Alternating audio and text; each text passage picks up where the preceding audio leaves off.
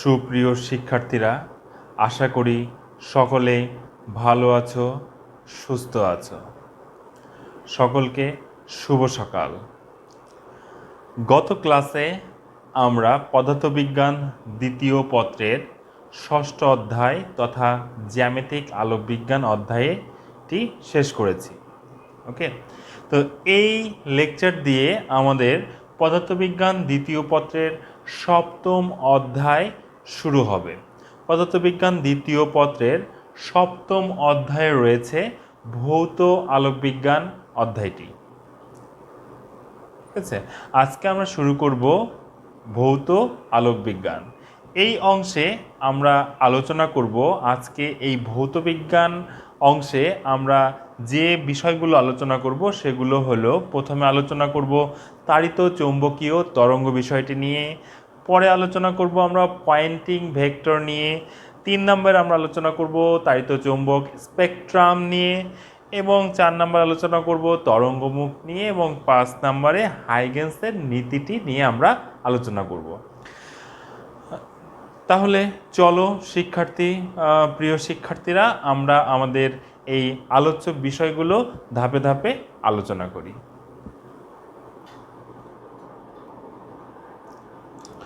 আমাদের প্রথম আলোচ্য বিষয় তাড়িত চৌম্বকীয় তরঙ্গ।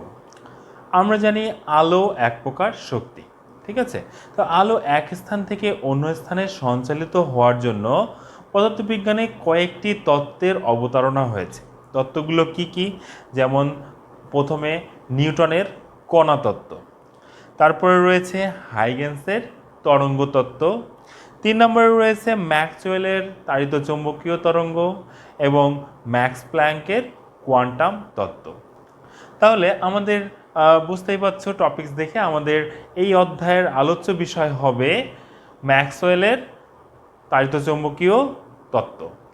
আলো এক স্থান থেকে অন্য স্থানে সঞ্চালনের জন্য আমাদের এই অধ্যায়ে আলোচিত হবে ম্যাক্সওয়েলের তাড়িত চৌম্বক তরঙ্গ সম্পর্কিত বিষয়টি, তথা ম্যাক্সওয়েল এখানে দেখানোর চেষ্টা করেছে বা বলার চেষ্টা করেছে বা প্রমাণ করার চেষ্টা করেছে যে আলো তাড়িত চৌম্বকীয় আকারে এক স্থান থেকে অন্য স্থানে সঞ্চালিত হয়।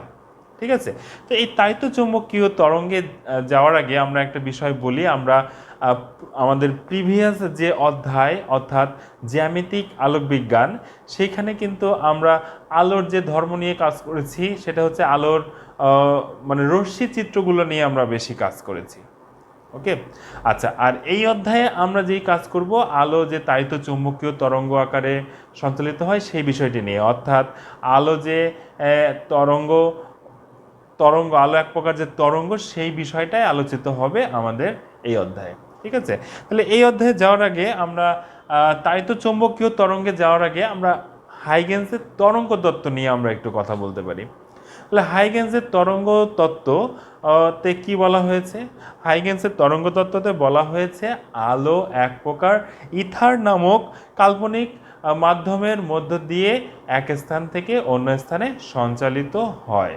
ঠিক আছে, কিন্তু বিজ্ঞানী হাইগেন্সের এই তত্ত্ব আলোর সকল ধর্মকে ব্যাখ্যা করতে পারে না।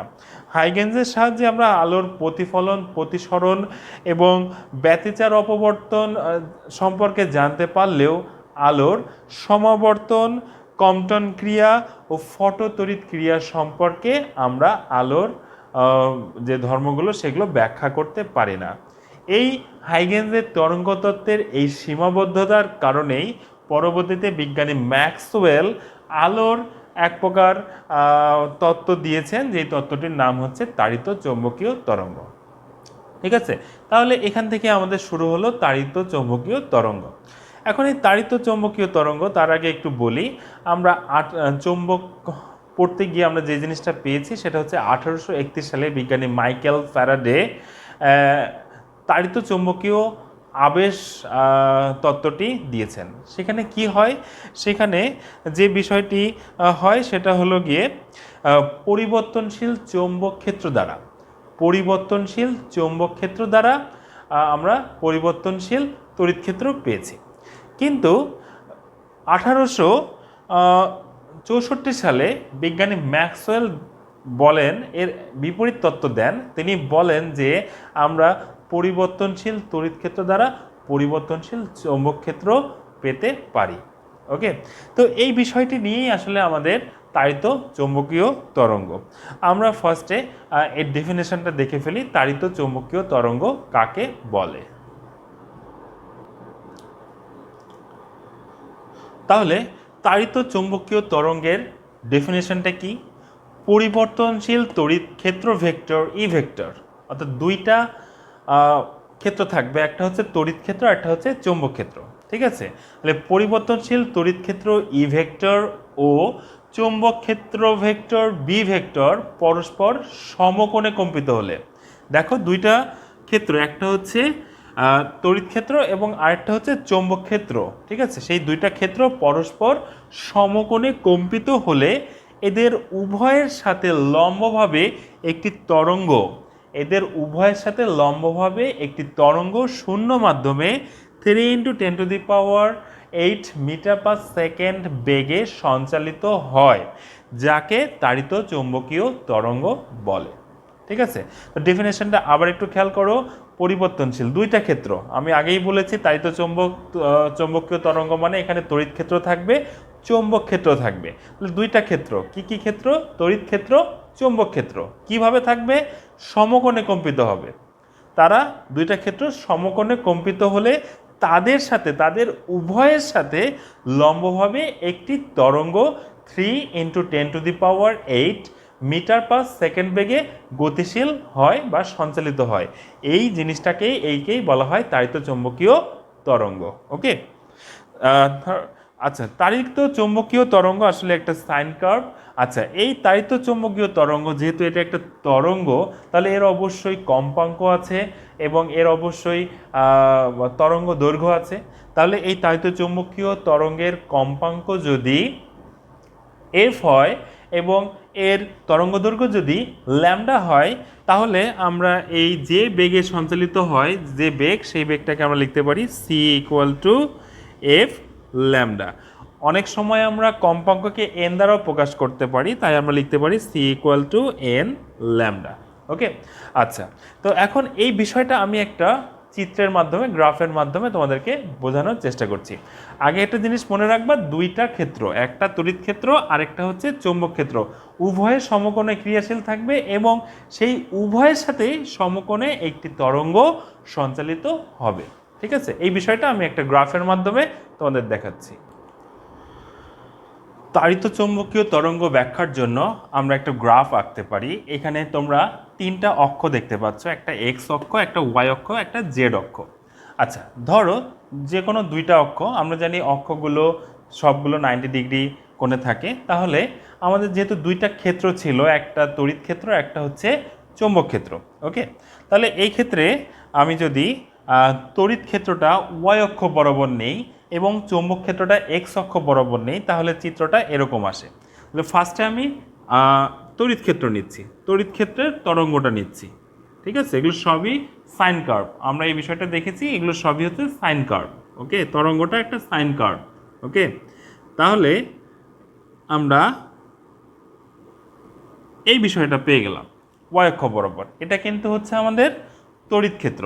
ওকে, এটা হচ্ছে সর্বোচ্চ মান, তড়িৎ ক্ষেত্রের সর্বোচ্চ মান E0। ওকে, আচ্ছা, এখন তুমি জেড অক্ষটা দেখো, জেড অক্ষের এখন এইভাবে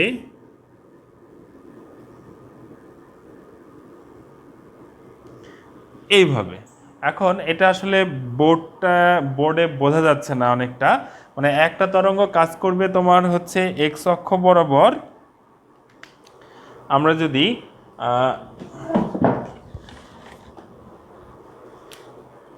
এই তিনটা বিষয় নিয়ে কাজ করি, খেয়াল করো, একটা হচ্ছে এক্স অক্ষ, একটা ওয়াই অক্ষ, আর একটা হচ্ছে জেড অক্ষ। ওকে, তাহলে এই ওয়াই অক্ষ বরাবর কাজ করছে ইলেকট্রিক ফিল্ড বা তড়িৎ ক্ষেত্র এবং জেড অক্ষ বরাবর যাচ্ছে চৌম্বক ক্ষেত্র। ওকে, তো তড়িৎ ক্ষেত্র এবং চৌম্বক ক্ষেত্র এগুলো সবই যেহেতু তরঙ্গ, এর অবশ্যই সাইন কার্ভ মেনে চলে। তাহলে সেই সাইন কার্ভ, তাহলে আমাদের ডেফিনেশন অনুযায়ী সেই দুইটা তরঙ্গ কিভাবে চলবে, দুইটা তরঙ্গ আবার উভয়ের সাথে সমকোণে চলবে, অর্থাৎ সেই ক্ষেত্রে তখন আমাদের যে নতুন তরঙ্গ উৎপন্ন হচ্ছে অর্থাৎ তাড়িত চৌম্বকীয় তরঙ্গটা পাচ্ছি, সেই তরঙ্গটা সঞ্চালিত হবে এক্স অক্ষ বরাবর।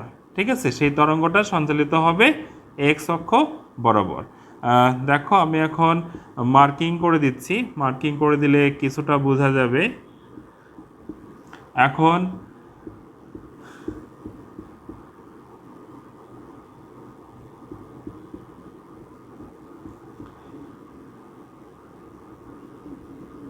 আচ্ছা, এখন এই দুইটার সাথে সমকোণে তথা এক্স অক্ষ বরাবর একটা তরঙ্গ সঞ্চালিত হবে, যেই তরঙ্গকে আমরা বলেছি তাড়িত চৌম্বকীয় তরঙ্গ।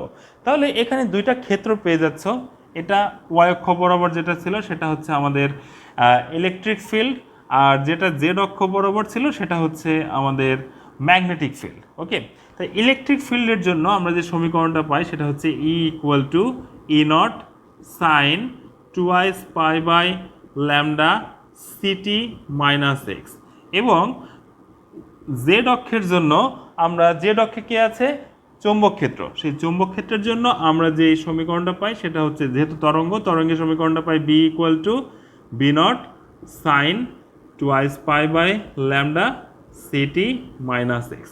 এগুলো সবই দেখতে পাচ্ছ অগ্রগামী বা চলমান তরঙ্গের সমীকরণ, কারণ এখানে ইলেকট্রিক ফিল্ডও চলমান, ম্যাগনেটিক ফিল্ডটাও চলমান, সেজন্য এদেরকে আমরা চলমান বা অগ্রগামী তরঙ্গের সমীকরণ আকারে লিখে থাকি। তোমাদের আশা করি তরঙ্গের সমীকরণটা মনে আছে। তরঙ্গের সমীকরণটা আমরা কি পেয়েছিলাম প্রথম পত্রের 9 নম্বর চ্যাপ্টারে পড়তে গিয়ে আমরা যেটা পেয়েছিলাম, Y equal to A sine twice pi by lambda vt minus x. সেই জায়গা থেকে আমরা এই দুটো সমীকরণকে লিখতে পারি। এখানে এ মানে ছিল বিস্তার, আর এখানে ই নট মানে হচ্ছে সর্বোচ্চ মান, তড়িৎ ক্ষেত্রের সর্বোচ্চ মান, এবং বি নট মানে হচ্ছে চৌম্বক ক্ষেত্রের সর্বোচ্চ মান। ঠিক আছে, এখন এই ভি মানে এই সি মানে আগে টি সময়ে ভি বেগে গতিশীল হচ্ছিল এই তরঙ্গটা, আর এখানে আমাদের টি সময়ে সেটা হচ্ছে আলোর বেগে, যে তরঙ্গটা যাচ্ছে সেটা হচ্ছে আলোর বেগে যাচ্ছে, অর্থাৎ সেক্ষেত্রে বেগের জায়গায় আমরা সি নিয়ে আসলাম, এবং টি হচ্ছে সময়ের পরিবর্তন, twice pi by lambda, lambda হচ্ছে আমরা যে তরঙ্গ নিচ্ছি সেই তরঙ্গের তরঙ্গ দৈর্ঘ্য। ঠিক আছে, তাহলে এই দুটো সমীকরণ থেকে আমরা এখন যে বিষয়টা পেতে পারি, যে বিষয়টা পাই, এগুলো আসলে ডিরাইভেশনটা আমাদের এই বর্তমান সিলেবাসে নেই, আমাদের শুধু ফাইনাল ইকুয়েশন আছে। এই ডিরাইভেশনগুলো আমরা আসলে কোয়ান্টাম মেকানিক্স ব্যবহার করি। সো সেই ক্ষেত্রে আমরা এখানে এই ডিরাইভেশনটা দেখাবো না, আমরা ম্যাক্সওয়েল লাস্টে যে সমীকরণটা পেয়েছেন সেইটাই আমরা লিখে ফেলছি, অর্থাৎ সেই বেগটা হবে কি, যে বেগে সঞ্চালিত হচ্ছে তরঙ্গটা, যে বেগে সঞ্চালিত হচ্ছে সেই বেগটা হবে কি, সেই বেগটা হবে হচ্ছে ই নট বাই হচ্ছে বি নট। ওকে, এটা হচ্ছে সর্বোচ্চ ভ্যালু। সর্বোচ্চ ভ্যালু যদি তুমি পেতে চাও তাহলে তোমাকে এই সূত্র ব্যবহার করতে হবে। ই নট বা বি নট, অর্থাৎ তড়িৎ ক্ষেত্র বা চৌম্বক ক্ষেত্রের সর্বোচ্চ মান তুমি যদি পেতে চাও তুমি এই সূত্রটা ব্যবহার করতে পারো। আর যে কোনো সূত্রের জন্য, যে কোনো অবস্থানের জন্য, যে কোনো সময়ের জন্য তুমি যদি সম্পর্ক চাও তাহলে এটা হবে ই বাই বি, অর্থাৎ তুমি এই সূত্রটা ব্যবহার করে যে কোনো সময় টিতে তুমি তড়িৎ ক্ষেত্রের মান পেতে পারো, তুমি চৌম্বক ক্ষেত্রের মান পেতে পারো, কারণ যে কোনো একটা জানা থাকলে অপরটা তুমি পেতে পারো, কারণ সি আমাদের জানা, সেই সি এর মান হচ্ছে 3 × 10⁸ মিটার পার সেকেন্ড। ওকে, এখন সেই সি পাওয়ারও আমাদের একটা ফর্মুলা রয়েছে, সেই সি ইকুয়াল টু আসলে 1/√of mu not into epsilon not. Mu not এবং এপসাইলন নটের কথা আশা করি মনে আছে। মিউ নট আমরা আলোচনা করেছিলাম দ্বিতীয় চ্যাপ্টারে, সেকেন্ড পেপারের দ্বিতীয় চ্যাপ্টারে। এই এপসাইলন নটকে আমরা আলোচনা করেছি সেকেন্ড চ্যাপ্টারে স্থির তড়িতে। এপসাইলন নটকে আমরা বলেছি শূন্য মাধ্যমে তড়িৎ ভেদনযোগ্যতা, শূন্য মাধ্যমে তড়িৎ ভেদনযোগ্যতা, যার মান 8.854 × 10⁻⁻12 coulomb square per newton per metre square. এবং এই মিউ নটের মান আমরা পেয়েছি, মিউ নটের মান আমরা পেয়েছি চৌম্বকের চ্যাপ্টারে, সেই মান হচ্ছে 4 pi into 10⁻⁻7 tesla metre per ampere. আমরা যদি এই দুটি কনস্ট্যান্ট মানটা এখানে বসিয়ে দিই তাহলে আমরা শূন্য মাধ্যমে আলোর বেগটা পেয়ে যাব, এবং সেই আলোর বেগটা আমরা সাধারণত পেয়ে যাব 2.99 something into 10⁸ metre per second, যেটাকে আমরা equivalent to 3 into 10⁸ metre per second হিসেবে ধরে নেই। ঠিক আছে, এই হলো গিয়ে আমাদের তাড়িত চৌম্বকীয় তরঙ্গ। আচ্ছা, এখন আমরা এই তাড়িত চৌম্বকীয় তরঙ্গের সাথেই আরেকটা জিনিস একটু আলোচনা করব, সেটা হচ্ছে আলোকবর্ষ। আলোকবর্ষ কাকে বলে? এক আলোকবর্ষ,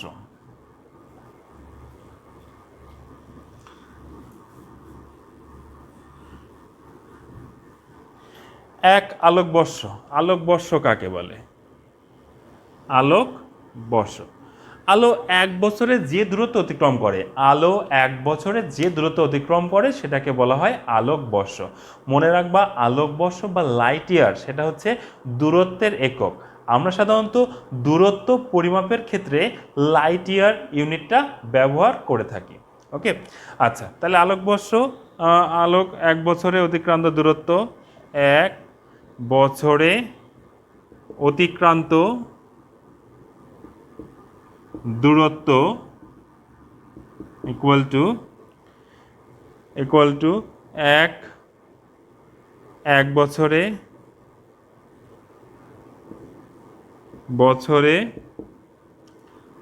সেকেন্ডের সংখ্যা ইন্টু আলোর দ্রুতি, অবশ্যই শূন্য মাধ্যমে আলোর দ্রুতি। আরেকটা একটু বলে রাখি, তাড়িত চৌম্বক তরঙ্গ সঞ্চালনে কোনো মাধ্যমের প্রয়োজন হয় না, এবং আলো যেহেতু একটা তাড়িত চৌম্বকীয় তরঙ্গ তাই আলো সঞ্চালনেও কোনো মাধ্যমের প্রয়োজন হয় না। ওকে, তাহলে ইকুয়াল টু এক বছর মানে 365 ডেজ, আবার 24 ঘন্টায় একদিন, আচ্ছা 60 ইন্টু 60। ওকে, দেখো 365 দিনে এক বছর, 24 ঘন্টায় একদিন, 60 মিনিটে 1 ঘন্টা, তারপর হচ্ছে 60 সেকেন্ডে 1 মিনিট। তাহলে এটা এক বছরের সেকেন্ডের সংখ্যা পেয়ে যাব, এবং আলোর দ্রুতি আমরা কি পেয়েছি? 3 ইন্টু 10⁸ মিটার পার সেকেন্ড।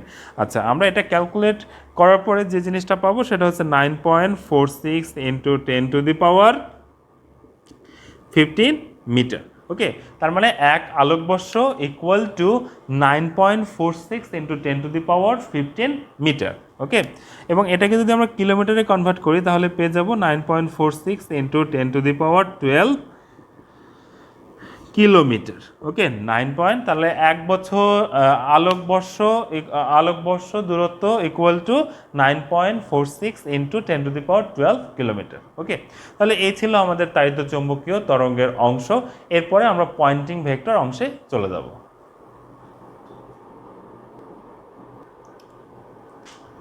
এরপরে আমাদের টপিকস হচ্ছে পয়েন্টিং ভেক্টর। ওকে, পয়েন্টিং ভেক্টর কাকে বলে? কোনো তাড়িত চৌম্বকীয় তরঙ্গের গতিপথে লম্বভাবে স্থাপিত একক ক্ষেত্রফলের মধ্য দিয়ে যে পরিমাণ শক্তি অতিক্রম করে তাকে পয়েন্টিং ভেক্টর বলে। ঠিক আছে, আমি আবার বলছি, কোনো তাড়িত চৌম্বকীয় তরঙ্গের গতিপথে লম্বভাবে স্থাপিত একক ক্ষেত্রফলের মধ্য দিয়ে যে পরিমাণ শক্তি অতিক্রম করে তাকে বলা হয় পয়েন্টিং ভেক্টর। ঠিক আছে, আচ্ছা, এটা আসলে বিজ্ঞানী পয়েন্টিংয়ের নাম অনুসারে এই বিষয়টার নাম হচ্ছে পয়েন্টিং ভেক্টর নামকরণ করা হয়েছে। পয়েন্টিং ভেক্টরকে এস ভেক্টর দ্বারা সূচিত করা হয়। S vector equal to 1/μ0 E vector cross B vector. দেখো, তাড়িত চৌম্বক ক্ষেত্র উৎপন্ন হয়েছে কোথায়? এই তড়িৎ ক্ষেত্র এবং চৌম্বক ক্ষেত্রের সাথে লম্বভাবে। আর লম্বভাবে আমরা যে কোনো ভেক্টর কিভাবে পাই? সেটা হচ্ছে ক্রস গুণ করে পাই। ঠিক আছে, তাহলে E vector cross B vector, এটা করলেই আমরা আসলে তাড়িত চৌম্বকীয় তরঙ্গের গতিপথ পেয়ে গেলাম। E vector cross B vector দ্বারা তাড়িত চৌম্বকীয় তরঙ্গের গতিপথ আমরা পেয়ে গেলাম। ঠিক আছে, সেই গতিপথে লম্বভাবে স্থাপিত একক ক্ষেত্রফলের মধ্য দিয়ে যে পরিমাণ শক্তি অতিক্রম করে তাকেই বলা হয় পয়েন্টিং ভেক্টর। ওকে, আচ্ছা তাহলে Poynting vector S vector equal to 1/μ0 E vector cross B vector. Okay, এখন দেখো এই ই ভেক্টর ক্রস আমরা যদি মিউকে বি এর সাথে নিয়ে যাই তাহলে বি ভেক্টর ডিভাইডেড বাই μ0। μ0 হচ্ছে বলা হয় তাই তো শূন্য মাধ্যমে চৌম্বক প্রবেশ্যতা। ওকে, তাহলে দেখো আমরা আবার জানি চৌম্বক প্রবল্য এবং শূন্য মাধ্যমে চৌম্বক প্রবশ্যতার অনুপাতকে বলা হয় হচ্ছে চৌম্বক প্রাবল্য। ওকে, চৌম্বক ক্ষেত্র এবং শূন্য মাধ্যমের চৌম্বক প্রবেশ্যতার অনুপাতকে বলা হয় হচ্ছে চৌম্বক প্রাবল্য এইচ ভেক্টর। তাহলে আমরা বি ভেক্টর ডিভাইডেড বাই μ0কে এইচ ভেক্টর দ্বারা স্থাপন করতে পারি। সুতরাং আমরা পেতে পারি H vector equal to E vector cross H vector. এখানে ই ভেক্টরটা কি? ই ভেক্টরটা হচ্ছে তড়িৎ ক্ষেত্র। ঠিক আছে, ই ভেক্টর হচ্ছে তড়িৎ ক্ষেত্র ভেক্টর এবং এইচ ভেক্টরটা হচ্ছে চৌম্বক প্রাবল্য ভেক্টর। ওকে, আচ্ছা এই গেল আমাদের পয়েন্টিং ভেক্টর। এখন এই পয়েন্টিং ভেক্টরের একক কি হবে?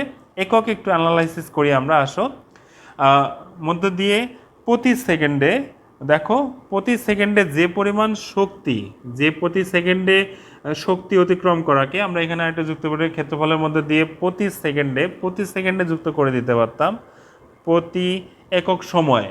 প্রতি একক সময়ে, এটাও বলতে পারি একক সময়ে যে পরিমাণ শক্তি অতিক্রম করে তাকে বলা হয় পয়েন্টিং ভেক্টর। তাহলে অতিক্রান্ত শক্তি এবং প্রতি একক সময়ে, তাহলে আমরা কি পেয়ে যাচ্ছি এখানে? ক্ষমতা। শক্তি বাই সময় ইকুয়াল টু ক্ষমতা, তাহলে ক্ষমতার একক ওয়াট। তাহলে আমরা সেই ওয়াট পেলাম।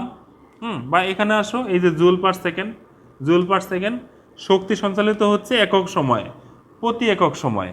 তাহলে জুল পার সেকেন্ড কিভাবে? একক ক্ষেত্রফলের মধ্য দিয়ে, একক ক্ষেত্রফলের মধ্য দিয়ে, তাহলে পার মিটার স্কোয়ার। ওকে, তার মানে আমরা এর এককটা পেতে পারি joule per second per metre square বা ওয়াট পার মিটার স্কোয়ার। এখন যেহেতু পয়েন্টিং ভেক্টর, এটার সাহায্যে হয়তো আমরা এর মান পেয়ে যাব, কিন্তু এর দিক কোন দিকে হবে? তাহলে এর দিক হবে তাড়িত চৌম্বকীয় তরঙ্গের দিকে। ঠিক আছে, মনে থাকবে? তাহলে পয়েন্টিং ভেক্টরের দিক হচ্ছে তাড়িত চৌম্বকীয় তরঙ্গের দিকে এর দিক হবে।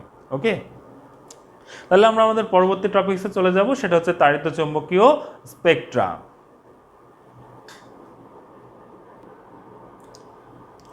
তাহলে আমাদের পরবর্তী টপিকস হচ্ছে তাড়িত চৌম্বকীয় স্পেকট্রাম। এখন এই তাড়িত চৌম্বকীয় স্পেকট্রাম বা বর্ণালী বিষয়টা কি জিনিস?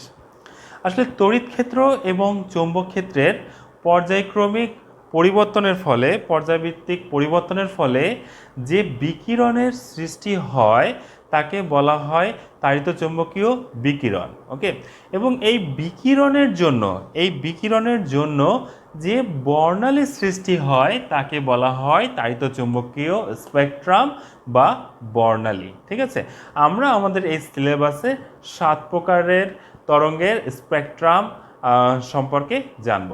ঠিক আছে, আর এই জিনিসটা নির্ভর করে হচ্ছে তরঙ্গ দৈর্ঘ্যের পার্থক্যের কারণে।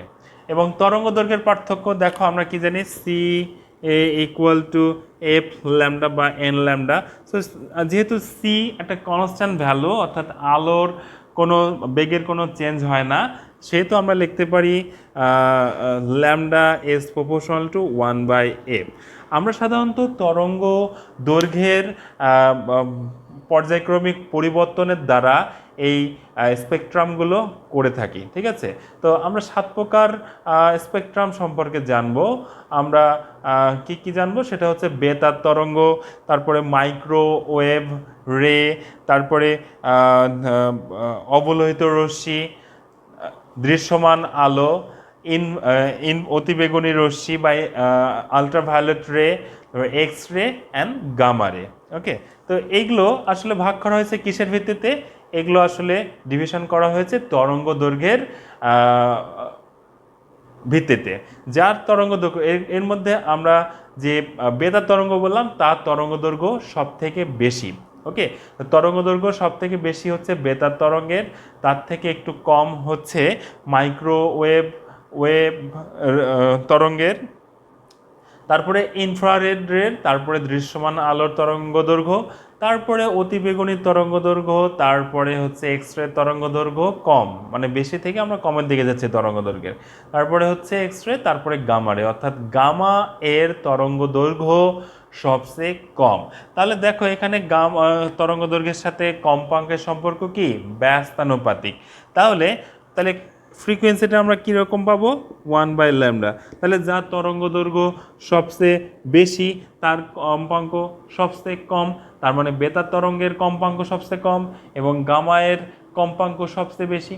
ঠিক আছে, তাহলে আমরা এই স্পেকট্রামগুলো আর কিছু বিষয় সম্পর্কে এখন আমরা জানব, এবং এই স্পেকট্রামগুলোর যে বিষয়গুলো রয়েছে এগুলো এমসিকিউ এর জন্য ভেরি ভেরি ইম্পর্টেন্ট। আমরা বিভিন্ন রশ্মির তরঙ্গদৈর্ঘ্য, কম্পাঙ্ক এবং এদের ব্যবহার সম্পর্কে শিখব, এবং এই লেকচারের লাস্টে তরঙ্গদৈর্ঘ্যের একটা ছবি, স্পেকট্রামের একটা ছবি আমি যুক্ত করে দিব। ঠিক আছে, তাহলে আমরা পর্যায়ক্রমে আলোচনা শুরু করছি। তাহলে প্রথমে রয়েছে বেতার তরঙ্গ। বেতার তরঙ্গের ক্ষেত্রে তরঙ্গদৈর্ঘ্যের ক্রম হচ্ছে প্রায় 10⁻⁻² হতে 10⁻6 মিটার। তাহলে কম্পাঙ্কের ক্রম হচ্ছে 10⁻² হার্জ হতে প্রায় 10⁻10 হার্জ। ওকে, এখন এটা কোথায় উৎপন্ন হয়? এর উৎস কি? এই তরঙ্গের উৎস কি? এই তরঙ্গের উৎস হচ্ছে স্পন্দন প্রস্তুতকারী ট্রান্সমিটার বা অ্যান্টেনা দ্বারা সম্পাদিত ইলেকট্রনের বা তড়িৎ আধান। ঠিক আছে, এবং এই নিঃসরণের কারণটা কি? নিঃসরণের কারণ হচ্ছে উচ্চ কম্পাঙ্কের তড়িৎ প্রবাহ পরমাণুস্থ ইলেকট্রনের খুব ক্ষুদ্র পরিমাণ শক্তির পরিবর্তন। এবং এর ব্যবহারটা কি হবে? এর ব্যবহারটা আমরা সবাই জানি, সাধারণত দূরবর্তী স্থানে শব্দ ও ছবি প্রেরণের জন্য বেতার কেন্দ্র হতে বেতার তরঙ্গ ব্যবহার করা হয়। আমরা সাধারণত মোবাইল ফোনে যে কথা বলি সেটাও কিন্তু আসলে এক ধরনের বেতার তরঙ্গ। ঠিক আছে, আসলে আমাদের এই তিনটা জিনিসই ইম্পর্টেন্ট: তরঙ্গদৈর্ঘ্যের ক্রম, কম্পাঙ্কের ক্রম এবং ব্যবহার। এই তিনটা বিষয় প্রত্যেকটা তরঙ্গের এই তিনটা বিষয় খুব ভালো করে মাথায় রাখতে হবে। ওকে, এরপরে আমরা যাব হচ্ছে মাইক্রোওয়েভ রশ্মিতে। এরপরে রয়েছে মাইক্রোওয়েভ। ওকে, তো মাইক্রোওয়েভ তরঙ্গের ক্রম হচ্ছে প্রায় 10⁻³ হতে 10⁻⁻1 মিটার, এবং এর ক্ষেত্রে কম্পাঙ্কের ক্রম 10⁹ হার্জ হতে প্রায় 10⁻11 হার্জ। ওকে, আচ্ছা, এটা কোথা থেকে উৎপন্ন হয়? এর উৎসটা কি? এর উৎস হচ্ছে মেজার, লেজার নয়, আমরা লেজার সাথে পরিচিত, কিন্তু এটা মেজার। ওকে, MASER, অর্থাৎ বিকিরণের উদ্দীপিত নিঃসরণ দ্বারা ক্লাইস্ট্রন ও ম্যাগনেট্রন নামক বিশেষ এক ধরনের বাল্ব। ঠিক আছে, আচ্ছা, এর কারণ কি? এর কারণ হচ্ছে স্থায়ী তড়িৎ দ্বিমেরু ভ্রামক সম্পন্ন দ্বিপরমাণুর ঘূর্ণন। ওকে, এখন এর ব্যবহারটা কি? মাইক্রোওয়েভের ব্যবহারটা ব্যাপক এবং এটা ভেরি ভেরি ইম্পর্টেন্ট। আমরা সাধারণত যে ওয়্যারলেস যেটা দেখি, যেটা আমাদের নিরাপত্তার কারণে পুলিশেরা যেটা ব্যবহার করে ওটাকে আমরা ওয়্যারলেস বলি, সেই ওয়্যারলেসের ক্ষেত্রে মাইক্রোওয়েভ ব্যবহার করা হয়। তারপর টেলিভিশনের শব্দ ও ছবি প্রেরণের জন্য মাইক্রোওয়েভ ব্যবহার করা হয়। মাইক্রোওয়েভ চুল্লি বা আমরা সাধারণত মাইক্রোওয়েভ ওভেন এর কথা সবাই জানি, সেই মাইক্রোওয়েভ ওভেন বা মাইক্রোওয়েভ চুল্লিতে মাইক্রোওয়েভ ব্যবহার করা হয়। এবং রাডার যন্ত্র একটা দেশের নিরাপত্তার জন্য খুবই ইম্পর্টেন্ট। সাধারণত রাডারের সাহায্যে আমরা বহিঃশক্তির আক্রমণ সম্পর্কে খুব দ্রুত ইনফরমেশান পেয়ে যাই এবং সেই অনুযায়ী আমরা ব্যবস্থা গ্রহণ করতে পারি। সো সেই ইম্পর্টেন্ট একটা যন্ত্র অর্থাৎ রাডার যন্ত্রেও মাইক্রোওয়েভ তরঙ্গ ব্যবহার করা হয়। ঠিক আছে,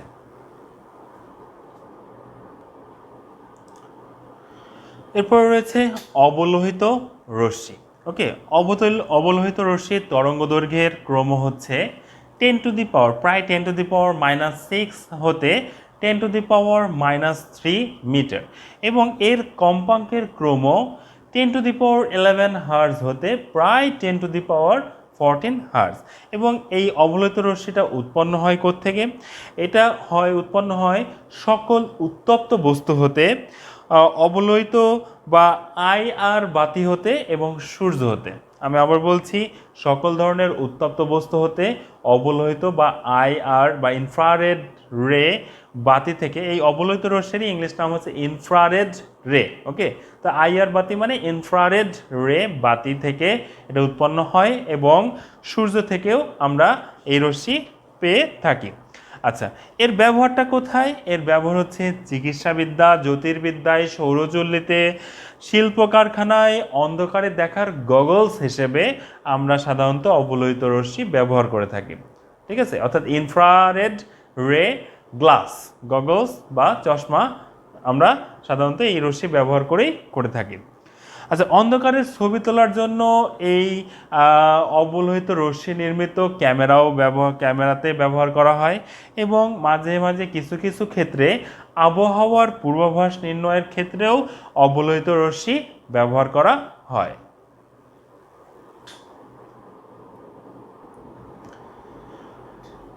এরপর রয়েছে দৃশ্যমান আলো। দৃশ্যমান আলোর তরঙ্গদৈর্ঘ্যের ক্রম প্রায় 4 × 10⁻⁻7 মিটার হতে 8 × 10⁻⁻7 মিটার, বা আমরা এটাকে বলতে পারি 400 ন্যানোমিটার হতে 800 ন্যানোমিটারের মধ্যে। এবং এর কম্পাঙ্কের ক্রম 10⁻14 হার্জ হতে প্রায় 10⁻15 হার্জ। ওকে, আমরা এটা কোথায় পেয়ে থাকি? এর উৎসটা কি? এর উৎস হচ্ছে বিভিন্ন ধরনের বাতিতে, অগ্নিশিখায় এবং সূর্যরশ্মিতে আমরা সাধারণত এই দৃশ্যমান আলো পেয়ে থাকি। ওকে, আচ্ছা, এই দৃশ্যমান আলোর ব্যবহারটা কি? সাধারণত আমরা দেখার জন্য, আমরা যে দেখতে পাই, এই দৃশ্যমান আলো ব্যবহার করেই আমরা সাধারণভাবে দৃশ্যমান আলো ব্যবহার করেই আমরা সাধারণত কোনো বস্তুকে দেখতে পাই। ওকে, 2 নম্বর, এই দৃশ্যমান আলোর সবচেয়ে ইম্পর্টেন্ট টপিক হচ্ছে সালোক সংশ্লেষণ প্রক্রিয়া, অর্থাৎ যে প্রক্রিয়ায় উদ্ভিদ খাদ্য তৈরি করে। অর্থাৎ দৃশ্যমান আলোর উপস্থিতি না থাকলে আমরা হয়তো এই সালোক সংশ্লেষণ প্রক্রিয়াটা ব্যাহত হতো এবং আমরা হয়তো উদ্ভিদ থেকে খাবার নাও পেতে পারতাম। সো দৃশ্যমান আলোর সবচেয়ে ইম্পর্টেন্ট বিষয়টাই হচ্ছে সালোক সংশ্লেষণ প্রক্রিয়ায় সাহায্যে উদ্ভিদ খাদ্য তৈরি করে। ওকে, আচ্ছা, এখন এই দৃশ্যমান আলো আমরা জানি, এই দৃশ্যমান আলোকে আমরা জ্যামিতিক আলোক বিজ্ঞানে দেখে এসেছি, দৃশ্যমান আলোকে যদি আমরা প্রিজমের মধ্য দিয়ে পাস করি তাহলে এটা 7টা বর্ণে বিশ্লিষ্ট হয়ে যায়। অর্থাৎ এটা 7টা দৃশ্যমান আলোর মধ্যে 7টা বর্ণ বিদ্যমান। সেটা হচ্ছে বেগুনি, আসমানি, নীল, সবুজ, হলুদ, কমলা, লাল। এর মধ্যে মনে রাখবে বেগুনি এর তরঙ্গদৈর্ঘ্য সবচেয়ে কম, মানে দৃশ্যমান আলোগুলোর মধ্যে বেগুনি এর তরঙ্গদৈর্ঘ্য সবচেয়ে কম, লালের তরঙ্গদৈর্ঘ্য সবচেয়ে বেশি। ঠিক আছে, তাহলে বেগুনি এর তরঙ্গদৈর্ঘ্য যেহেতু সবচেয়ে কম, তাহলে তার কম্পাঙ্ক সবচেয়ে বেশি, আর লালের তরঙ্গ যেহেতু সবচেয়ে বেশি, তাহলে তার কম্পাঙ্ক অর্থাৎ লালের কম্পাঙ্ক সবচেয়ে কম। ঠিক আছে, তাহলে এরপরে আমরা চলে যাব অতি বেগুনি রশ্মিতে।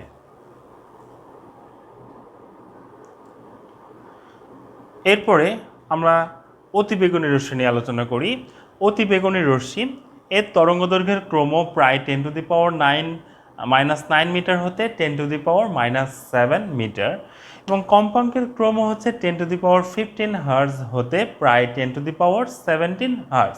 ওকে, এবং এই অতিবেগুনি রশ্মির ব্যবহার আমরা সাধারণত চিকিৎসা শাস্ত্রে এবং পদার্থবিজ্ঞানের বিভিন্ন আলোচনায় প্রতিপ্রভা সৃষ্টিতে অতিবেগুনি রশ্মি ব্যবহার করে থাকি। ঠিক আছে, ভিটামিন ডি এর উৎস হিসেবে অতিবেগুনি রশ্মি সাধারণত ভিটামিন ডি এর উৎস হিসেবে ব্যবহৃত হয়। দলিলপত্রের সত্যতা নির্ণয়ের ক্ষেত্রেও আমরা অতিবেগুনি রশ্মি ব্যবহার করে থাকি। আয়নায়ন ঘটানোর কাজে আমরা অতিবেগুনি রশ্মি ব্যবহার করে থাকি এবং অণুবীক্ষণ যন্ত্রের বিশ্লেষণ ক্ষমতা বৃদ্ধিতে অতিবেগুনি রশ্মি ব্যবহৃত হয়। এরপর রয়েছে এক্স রে। এক্স রে এর তরঙ্গদৈর্ঘ্যের ক্রম প্রায় 10⁻⁻12 মিটার হতে 10⁻⁻8 মিটার। ওকে, এখন কম্পাঙ্কের ক্রম 10⁻ 10⁻16 হার্জ হতে প্রায় 10⁻20 হার্জ। ওকে, এবং এর ব্যবহার আমরা কি কাজে এক্স রে ব্যবহার করে থাকি? আমরা চিকিৎসা শাস্ত্রে ও গবেষণা কাজে এক্স রে ব্যবহার করে থাকি। চিকিৎসা শাস্ত্রে বিশেষ করে ভাঙাচোরার চিকিৎসা, অর্থাৎ হাত পা ভেঙে গেলে আমাদের প্রথম কাজই হচ্ছে এক্স রে করে সেই ভাঙার স্থানটাকে নির্ণয় করা। তারপরে আমরা ব্যবহার করে থাকি শিল্প কারখানায়, ব্যবহার করে থাকি নিরাপত্তা কাজে, এবং এই এক্স রে রশ্মি ব্যবহার করে থাকি আমরা গোয়েন্দা কাজে। এবং আমাদের সর্বশেষ রশ্মি হচ্ছে গামা রশ্মি। গামা রশ্মির তরঙ্গদৈর্ঘ্যের ক্রম প্রায় 10⁻⁻14 মিটার হতে 10⁻⁻10 মিটার। কম্পাঙ্কের ক্রম হচ্ছে 10⁻18 হার্জ হতে প্রায় 10⁻22 হার্জ। এখন এই গামা রশ্মির উৎস কি? গামা রশ্মির উৎস হচ্ছে তেজস্ক্রিয় নিউক্লিয়াস, নিউক্লিয়ার ফিশন ইত্যাদি বিক্রিয়ার মাধ্যমে গামা রশ্মি উৎপন্ন হয়। ঠিক আছে, তাহলে এর ব্যবহারটা কি? গামা রশ্মির সাহায্যে আমরা টিউমার ও ক্যান্সারের চিকিৎসা করে থাকি। সাধারণত ধাতব পদার্থের খুঁত নির্ণয়ের ক্ষেত্রে গামা রশ্মি ব্যবহার করা হয়। সাধারণত বড় বড় ইনফ্রাস্ট্রাকচার, যে বড় বড় জাহাজ, বড় বড় যে ইনফ্রাস্ট্রাকচার আছে সেগুলোর ক্ষেত্রে যদি ধাতব পদার্থে কোনো খুঁত থাকে তাহলে সেটা দুর্ঘটনার কারণ হতে পারে। সেই ক্ষুদ্র বা সেই সূক্ষ্ম খুঁত নির্ণয়ের ক্ষেত্রে গামা রশ্মি ব্যবহার করা হয়। ঠিক আছে, এবং বিভিন্ন তেজস্ক্রিয় পরিমাপের ক্ষেত্রেও গামা রশ্মির ব্যবহার রয়েছে। ওকে, তাহলে আমাদের তাড়িত চৌম্বকীয় স্পেকট্রামের আলোচনা এ পর্যন্তই। এরপরে আমরা আলোচনা করব তরঙ্গ মুখ নিয়ে। তাহলে আমাদের এবারের টপিকস হচ্ছে তরঙ্গ মুখ। ঠিক আছে, তো তরঙ্গ মুখ কাকে বলে? যে কোনো মুহূর্তে কোনো তরঙ্গের ওপর অবস্থিত সমদশা সম্পন্ন কণাগুলোর সঞ্চার পথকে তরঙ্গ মুখ বলে। ঠিক আছে, আমি আবার বলছি, যে কোনো মুহূর্তে কোনো তরঙ্গের ওপর অবস্থিত সমদশা সম্পন্ন কণাগুলোর সঞ্চার পথকে তরঙ্গ মুখ বলে। ঠিক আছে, তো এই বিষয়টা আসলে হয়তো ক্লিয়ার হলো না ডেফিনেশন থেকে। আমি একটা ছোট্ট একটা উদাহরণ দিই, সেটা হচ্ছে শান্ত পুকুরে যদি আমরা একটা ঢিল ছুঁড়ে দিই তাহলে কি হয়? সেই তরঙ্গটা, ঢিল ছোড়ার স্থানে তরঙ্গটা উৎপন্ন হয়ে সেই তরঙ্গটা আস্তে আস্তে পুরো পুকুরে ছড়িয়ে পড়ে। ঠিক আছে, তো আলোর এখানেও ব্যাপারটা এরকম। যেহেতু আলোর একটা তরঙ্গ, আলোর ক্ষেত্রেও এখানে ব্যাপারটা এরকম। এর একটা হয়তো উৎস থাকে, সেই উৎস থেকে সে আস্তে আস্তে চারিদিকে ছড়িয়ে পড়ে। তো সেই উৎসকে, যে কোনো অবস্থানে সেই উৎসকেই বলা হয় আসলে তরঙ্গের যে উৎস, সেই উৎসকেই বলা হয় আসলে তরঙ্গ মুখ। তবে যেমন ধরো উৎস এটা হতে পারে এই তরঙ্গের জন্য, আমরা যদি এখানে একটা তরঙ্গ বিবেচনা করি, সেই তরঙ্গের উৎস হচ্ছে এটা। আবার এই তরঙ্গের উৎস হচ্ছে এই তরঙ্গের উৎস হচ্ছে আবার এটা, আবার এই তরঙ্গের উৎস হচ্ছে এটা। ঠিক আছে, অর্থাৎ প্রতিটাই এক একটা নতুন নতুন তরঙ্গের উৎস। এইভাবে আস্তে আস্তে সে পুরো পুকুরে ছড়িয়ে পড়ে, তরঙ্গটা আস্তে আস্তে পুরো পুকুরে ছড়িয়ে পড়ে। ঠিক আছে, এখন এই তরঙ্গমুখ দুই প্রকার। তরঙ্গমুখ দুই প্রকার, একটা হচ্ছে সমতল তরঙ্গমুখ, এক নম্বরে আমরা আলোচনা করতে পারি সমতল তরঙ্গমুখ, এবং দুই নম্বরে হচ্ছে গোলীয় তরঙ্গমুখ। গোলীয় তরঙ্গমুখ। ঠিক আছে, তো সমতল তরঙ্গমুখটা কি? সেটা হচ্ছে অসীম দূর হতে আগত সমান্তরাল আলোক রশ্মিগুচ্ছের ওপর অবস্থিত সমদশা সম্পন্ন কণাগুলোর সঞ্চার পথকে বলা হয় সমতল তরঙ্গমুখ। আচ্ছা, এটাও মনে হয় একটু কঠিন হয়ে গেল। আসলে ব্যাপারটা হচ্ছে এরকম, কিছুই না। ধরো যে একটা আলোক উৎস হিসেবে যদি আমরা একটা ক্যান্ডেল চিন্তা করি, তাহলে এখানে এই সরলরৈখিকভাবে এটা তো আস্তে আস্তে বিভিন্ন চারিদিকে ছড়িয়ে পড়ছে, কিন্তু আমরা যদি এই দিকটা বিবেচনা করি, ওকে, আমরা যদি একটা সরলরেখা বরাবর বিবেচনা করি আলোর ইয়েটা, তাহলে এখানের ক্ষেত্রে এখানে যদি আমরা কোনো বৃত্তচাপ অঙ্কন করি তাহলে এখানে এরকম অনেকগুলো বৃত্তচাপ পাবো। সেই বৃত্তচাপগুলোর স্পর্শকগুলোকে যদি আমরা যোগ করি তাহলে আমরা এখানে দেখো একটা সমতল রেখা পেয়ে যাচ্ছি। তো এই জিনিসগুলোকেই বলা হচ্ছে যে সমতল তরঙ্গ মুখ। ওকে, আচ্ছা, গোলীয় তরঙ্গ মুখটা কি জিনিস? গোলীয় তরঙ্গ মুখ, হ্যাঁ, গোলীয় তরঙ্গ মুখটা কি? গোলীয় তরঙ্গ মুখ, তরঙ্গ মুখ, আচ্ছা, সসীমে অবস্থিত বিন্দু উৎস হতে নিঃসৃত আলোর তরঙ্গ গোলীয় তরঙ্গমুখ সৃষ্টি করে। ঠিক আছে, অর্থাৎ যেখান থেকে তরঙ্গ সৃষ্টি হয়ে বৃত্তাকারে তরঙ্গটা ছড়িয়ে পড়ে সেটাকে বলা হয় হচ্ছে গোলীয় তরঙ্গ মুখ। ঠিক আছে, এরপর আমরা চলে যাব বিখ্যাত হাইগেন্সের নীতিতে। আমাদের আজকের লাস্ট টপিকস হাইগেন্সের নীতি। ঠিক আছে, তো বিজ্ঞানী হাইগেন্স কি বলেছেন? বিজ্ঞানী হাইগেন্স আসলে তরঙ্গ মুখ নিয়ে একটা তত্ত্ব দিয়েছেন যেটাকে আমরা বলি হচ্ছে হাইগেন্সের নীতি। ওকে, তো কোনো তরঙ্গ মুখের প্রতিটি বিন্দু এক একটি অনুতরঙ্গের বা গৌণ তরঙ্গের উৎস হিসেবে বিবেচনা করা হয়। ওই অনুতরঙ্গ সমূহ মূল তরঙ্গের সমান বেগে সামনের দিকে অগ্রসর হয়। ওকে, যে কোনো মুহূর্তে এই অনুতরঙ্গ সমূহকে স্পর্শ করে যে সাধারণ স্পর্শক তল পাওয়া যায় তাই ওই সময়ে তরঙ্গমুখের নতুন অবস্থান নির্দেশ করে। আচ্ছা, এটা ব্যাখ্যাটা একটু খেয়াল করো। এটা যদি উৎস হয়, সাপোজ প্রথম উৎস, তাহলে এখান থেকে এটা উৎস, ঠিক আছে, এটা মূল তরঙ্গ, আর তারপরে যেটা পাওয়া যাবে সেটা গণতরঙ্গ। সেই গণতরঙ্গটাও আবার হচ্ছে মুখ্য তরঙ্গ পরের তরঙ্গের জন্য। ওকে, এইভাবে আস্তে আস্তে তরঙ্গটা সামনের দিকে এগিয়ে চলে। আচ্ছা, এখন এখান থেকে আলো ছড়িয়ে পড়ছে, এখানে বিভিন্ন বিন্দু, ধরো যে এখানে পেয়েছো, এটা পেয়েছো, এটা পেয়েছো, এটা পেয়েছো, এটা পেয়েছো, এটা পেয়েছো, এগুলো আবার বিভিন্ন নতুন নতুন তরঙ্গ মুখ তুমি পেয়েছো। আচ্ছা, এখন এই তরঙ্গ মুখটা এটার থেকে এটা দিয়ে ব্যাখ্যা করাটা সহজ, এই জন্য আমরা আসলে এখান থেকে এটা পেয়ে গেছি, আমরা ধরে নিলাম। এখন ব্যাখ্যাটা একটু খেয়াল করো। এখন এটাকে যদি আমরা তরঙ্গ মুখ বিবেচনা করি, একটি দেখো কোনো তরঙ্গ মুখের প্রতিটি বিন্দু, এটা তরঙ্গ মুখের প্রতিটি বিন্দু এক একটি অনুতরঙ্গের গৌণ তরঙ্গ বা গৌণ তরঙ্গের উৎস হিসেবে বিবেচনা করা হয়। অর্থাৎ এটাকেই আমরা আবার একটা তরঙ্গের উৎস হিসেবে বিবেচনা করব। কিভাবে? ওই অনুতরঙ্গ সমূহ মূল তরঙ্গের সমান বেগে সামনের দিকে অগ্রসর হয়। ওকে, এবং যে কোনো মুহূর্তে এই অনুতরঙ্গ সমূহকে স্পর্শ করে যে সাধারণ স্পর্শক তল পাওয়া যায় তা ওই সময়ে তরঙ্গমুখের নতুন অবস্থান নির্দেশ করে। জিনিসটা কীরকম? তাহলে ধরো এই বিন্দুটা চিন্তা করো, এই বিন্দুতে আমরা একটা দূরত্বে আলো পাবো, এবং আমরা সাধারণত এখানে যদি দূরত্বটা নেই S=VT, এই সূত্রটা নিয়ে, বা এখানে আসলে আলোর বেগ তো সিটি, টি সময় আলো যদি এই দূরত্বটা অতিক্রম করে তাহলে এই দূরত্বটাকে ব্যাসার্ধ ধরে, এই দূরত্বটাকে আমরা যদি ব্যাসার্ধ ধরে আমরা এখান থেকে একটা বৃত্তচাপ আঁকি তাহলে এখানে কি পাচ্ছি? এরকম পাবো। আবার টি সময় পরে এই তরঙ্গ মুখটাকে বিবেচনা করে আমরা যদি স্পর্শক আঁকি এরকম একটা স্পর্শক পাবো।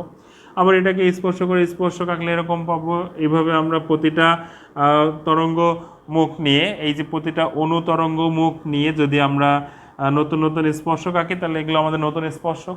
এখন এই স্পর্শকগুলোকে আমরা যদি স্পর্শ বিন্দুতে কোনো তরঙ্গ সমূহকে স্পর্শ করে যে সাধারণ স্পর্শক তল পাওয়া যায়, এই স্পর্শক বা বৃত্তগুলোকে আমরা স্পর্শ করে যদি আমরা আরেকটা সাধারণ স্পর্শক আঁকি, দেখো, তাহলে এটাই হলো গিয়ে স্পর্শ করলে যে সাধারণ স্পর্শক তল পাওয়া যায় তা ওই সময় তরঙ্গমুখের নতুন অবস্থান, অর্থাৎ পরবর্তী যে তরঙ্গটা সৃষ্টি হবে সেগুলো সৃষ্টি হবে এই জায়গাগুলো থেকে।